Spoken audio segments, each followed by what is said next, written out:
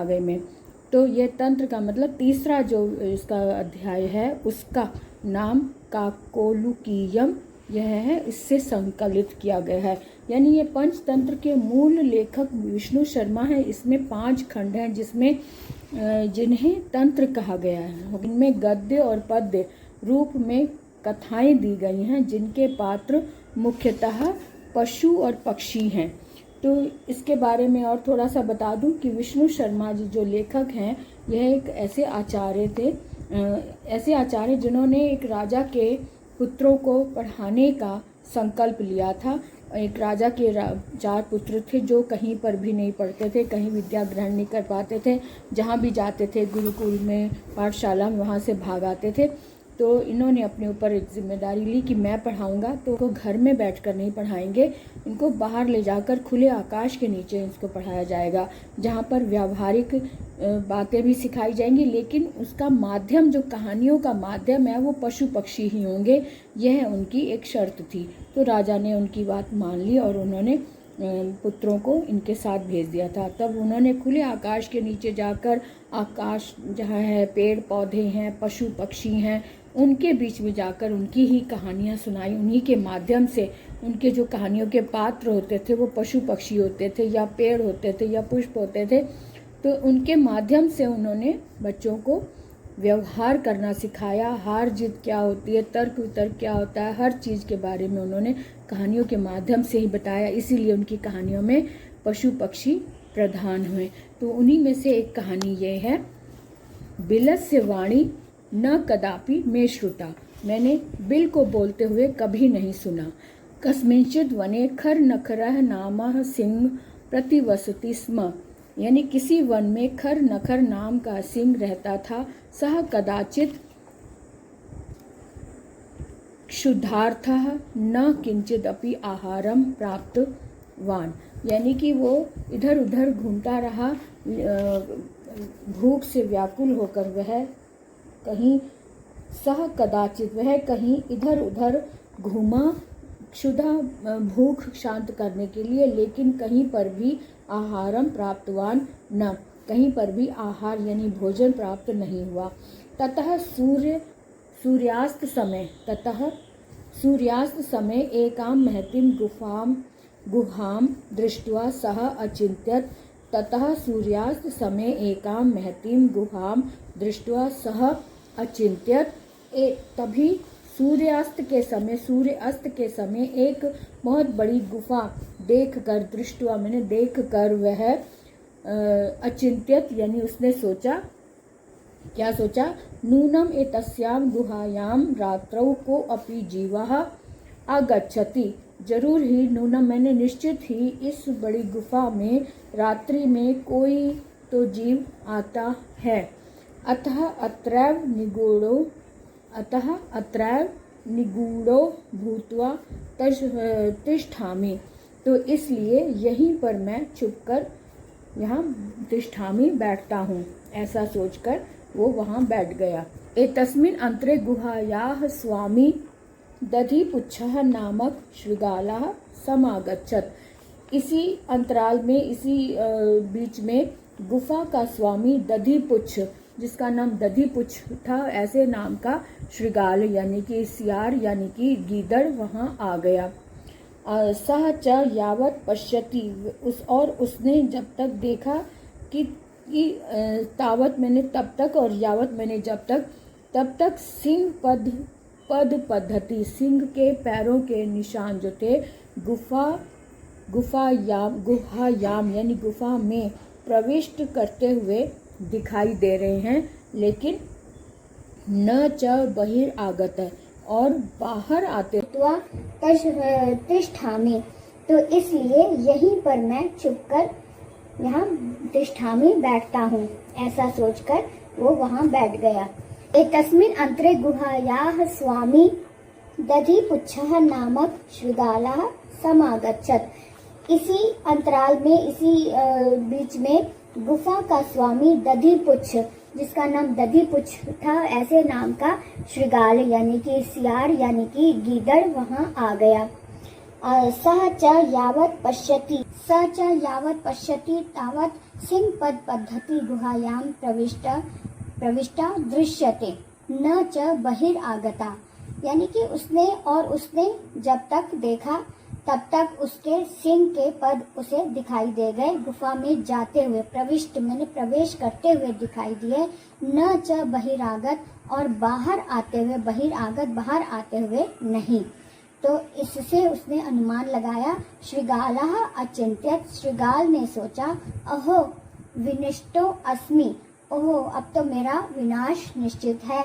नूनम अस्मिन् बिले सिंह अस्ति इति तर्कयामि, तो निश्चित ही इस बिल में सिंह है, ऐसा तर्क उसके दिमाग में आया। उसने ऐसा विचार किया, उसने ऐसा सोचा, तर्क किया कि इस बिल में जरूर एक सिंह है। तत्किम करवाणी, अब क्या करूं, सोचने लगा कि अब क्या करूं, ये तो पता चल गया कि इसके अंदर सिंह है, तो अब क्या करना चाहिए।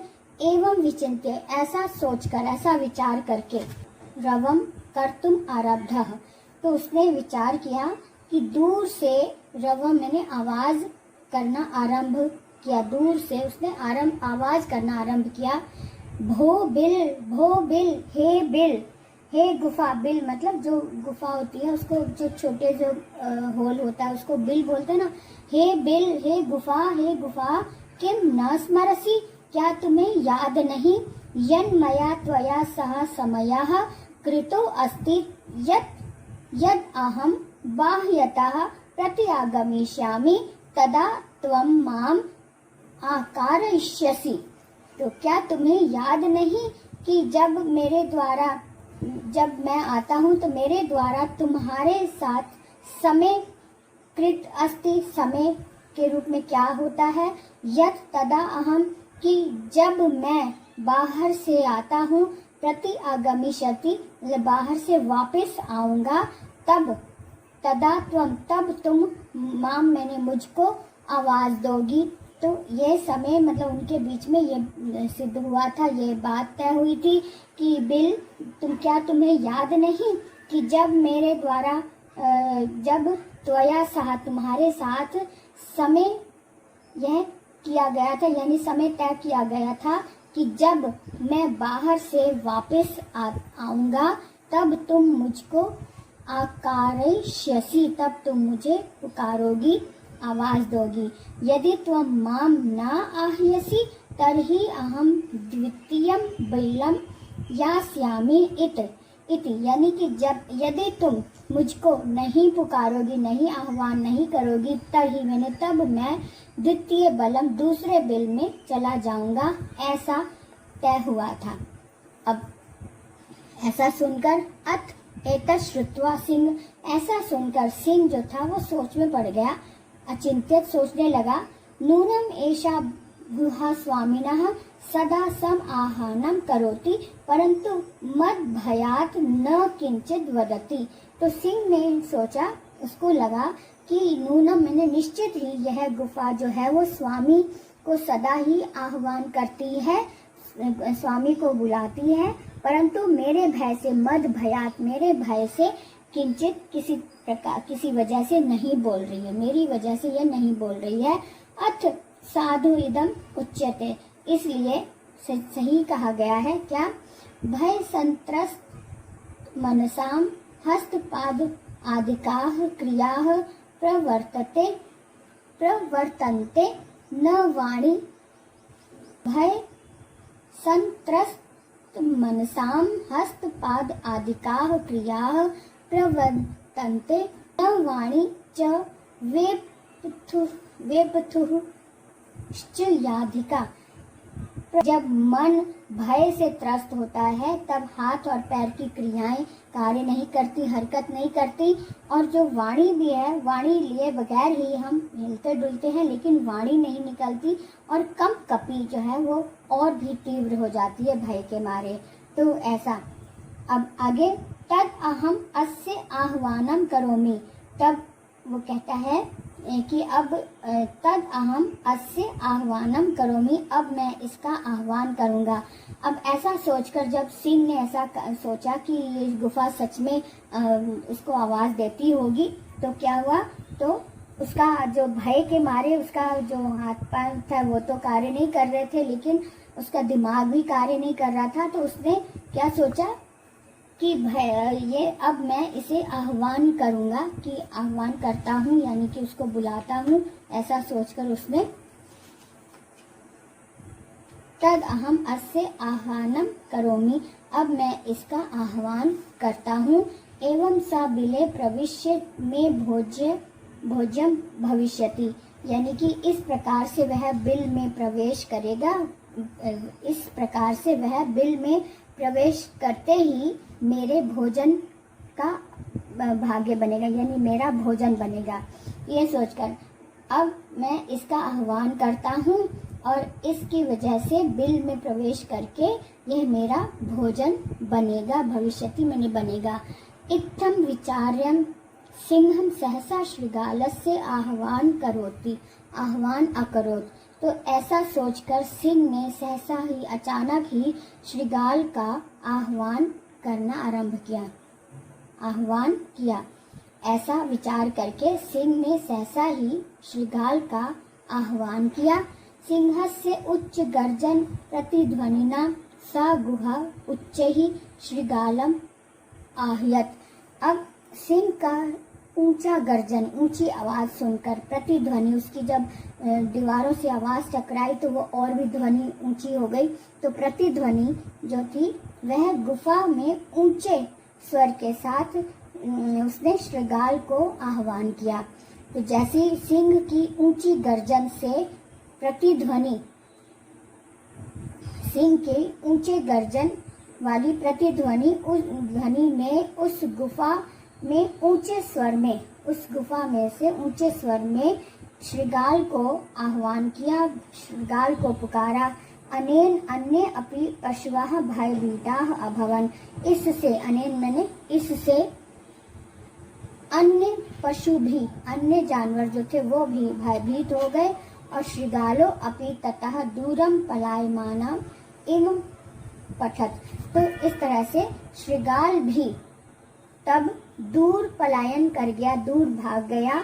इस प्रकार कहा गया है, अनागतम यह कुरुते स शोभते स शोच्यते यो न करोति अनागतम वने अत्र संस्थस्य समागता जरा विलस्य वाणी न कदापि में श्रुता।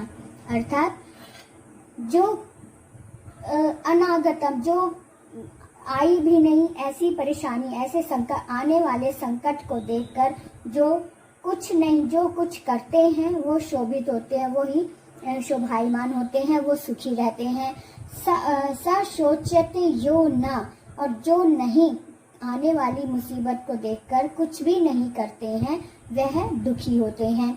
वने अत्र, इस वन में संस्थस्य रहते हुए, समागता मुझे आए हुए, जरा मतलब बुढ़ापा आ चुका है। इस वन में रहते हुए मुझे बुढ़ापा आ गया, मैं बूढ़ा हो गया हूँ।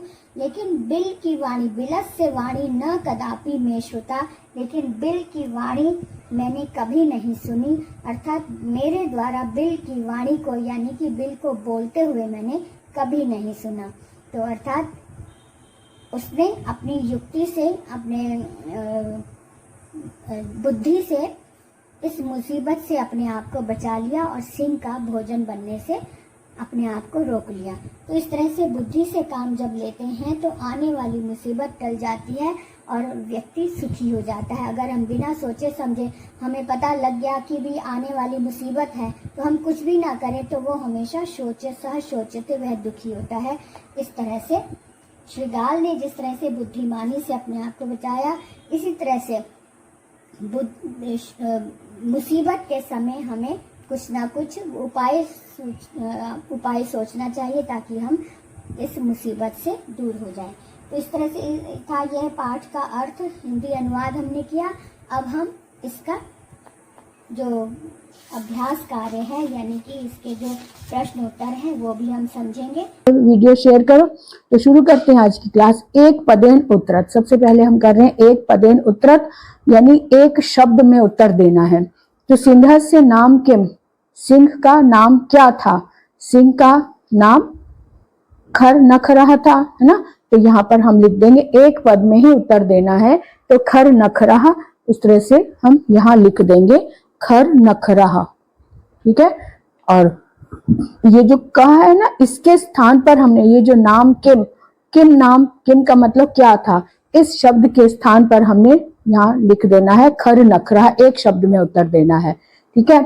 अब दूसरे में आता है गुहायाम स्वामी कहा आसीत।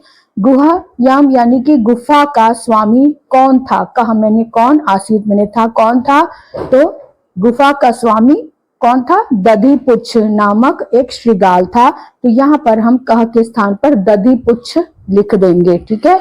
उसके बाद आता है, इस आपके बुक में ये नाम दिया हुआ है दधिपुच्छ, आप उसमें से देखकर स्पेलिंग लिख सकते हैं।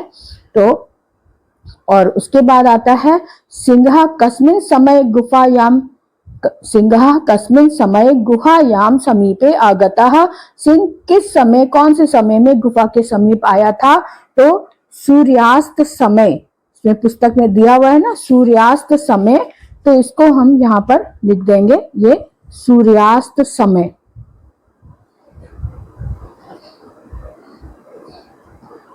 कहाँ है, सुने, ये है सूर्यास्त समय।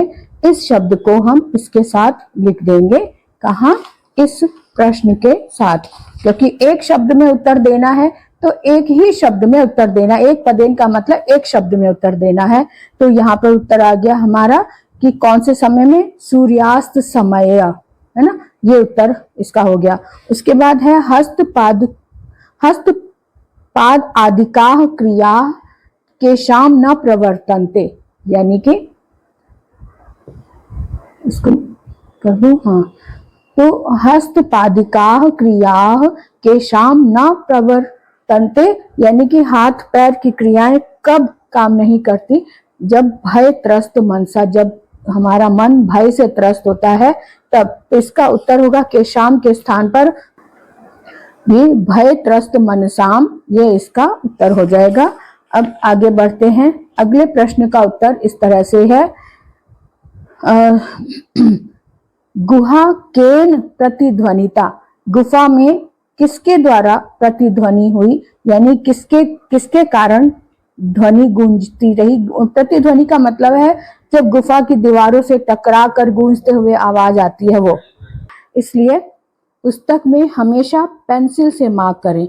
अब यहाँ पर खर नखरहा कुत्र प्रतिवसति स्म, स्म का मतलब था, यानी खर नखर, ये सिंह का नाम था ना, खर नखर कहाँ रहता था, वो कुत्र है, कहाँ रहता था। तो हम इसका आंसर, क्योंकि पूर्ण वाक्य में उत्तर देना है, तो आप इस तरह से लिखेंगे खर नखरहा, कुत्र के स्थान पर वने आ जाएगा, खर नखरहा वने प्रतिवसति स्म, सिर्फ कुत्र हटाकर पूरी लाइन इस तरह से लिख देंगे, कुत्र के स्थान पर वने लगाकर पूरे वाक्य में ये सेंटेंस, ये आपका उत्तर हो गया, खर नखरहा वने प्रतिवसति स्म।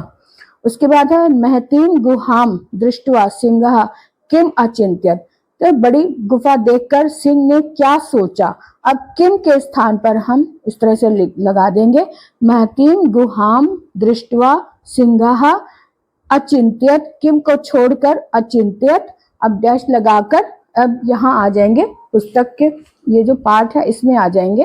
अब यहाँ पर हमने दिया है, ये देंगे, प्रश्न हमने वहां से लिया, महतीम गुहाम दृष्टवा, सह की जगह पर हम सिंह लगा देंगे, सिंह अचिंत्यत, नूनम एतस्याम गुहायाम रात्रो को अपि जीवः आगच्छति, अतः अत्रैव निगूढ़ो भूत्वा तिष्ठामि इति। यहाँ तक इसका उत्तर हो जाएगा, यहाँ से यहाँ तक ये ख प्रश्न का उत्तर हो गया। ख का ये ना, हाँ, ख प्रश्न का उत्तर ये हो गया। अब हम आगे देखते हैं ग प्रश्न का उत्तर क्या होगा। तो गालः किम अचिंत्यत, श्रृगाल ने क्या सोचा, श्रृगाल ने सोचा, अब यहाँ पे किम हटाकर श्रृगालः अचिंत्यत डैश लगाकर अहो, अहो लगाकर अब हम इधर आ जाते हैं पाठ के अनुसार। पाठ में हमें उत्तर मिलेगा अहो, अहो विनष्टो अस्मि नूनम अस्मिन् बिले सिंह अस्तीति तर्कयामि तत् किम करवाणी। ये यहाँ से यहाँ तक ये आपका आंसर आ गया। प्रश्न में से ही हमने लेना श्रृगालः अचिंत्यत, यहाँ से लेकर और यहाँ तक ये ग प्रश्न का उत्तर आपके पास आपकी पुस्तक में हमें मिल गया ना, ग प्रश्न का उत्तर। अब आगे देखते हैं। प्रश्न है श्रृगालः कुत्र पलायितः, यानी श्रृगाल यानी जो भेड़िया था, वो जो सियार है वो कहाँ पलायित चला गया। तो कुत्र के स्थान पर हम दूरम लगा देंगे। ये पूरा वाक्य इसी तरह से हो जाएगा श्रृगालः दूरम पलायितः, ठीक है ना, क्योंकि कुत्र के स्थान पर हमने दूरम लगाकर इस वाक्य को इसके साथ जोड़ देना है। श्रृगालः दूरम पलायितः, दूर चला गया। अब अगला प्रश्न है गुहा समीपम आगत्य श्रृगालः किम पश्यति। गुफा के समीप आकर श्रृगाल ने क्या देखा, है ना। अब इसका भी उत्तर यहाँ पे किम को हटाकर हम इस तरह से लिखेंगे गुहा समीपम आगत्यम श्रृगालः पश्यति यत्। यत् लगाकर इसका उत्तर इसमें से लेंगे। यत् लगाकर हम यहाँ पर आएंगे। जब हम यत् लगाएंगे तो यत् के बाद ये लगाएंगे सिंह पद पद्धति गुहायाम प्रविष्टा दृश्यते न च बहिरागता, यानी कि उसने यह देखा कि सिंह के पैरों के निशान गुफा के भीतर अंदर प्रविष्ट होने वाले तो दिखाई दे रहे हैं, लेकिन न च बहिरागत, लेकिन बाहर आते हुए नहीं। तो यहाँ से सिंह यत् के बाद सिंह यहाँ से लेकर यहाँ तक ये इसका उत्तर हो जाएगा बहिरागता, है ना। फिर आगे बढ़ते हैं। दूसरा नेक्स्ट प्रश्न क्या है, च है कह शोभते। नेक्स्ट प्रश्न है च है कह शोभते, कौन शोभित होता है। ये जो श्लोक दिया हुआ है उसमें से हम इसका उत्तर देखेंगे कि कौन शोभित होता है। ये जो लास्ट में अंतिम ये श्लोक है, इसकी ये लाइन यहां से लेंगे, यह को पहले लगा देंगे,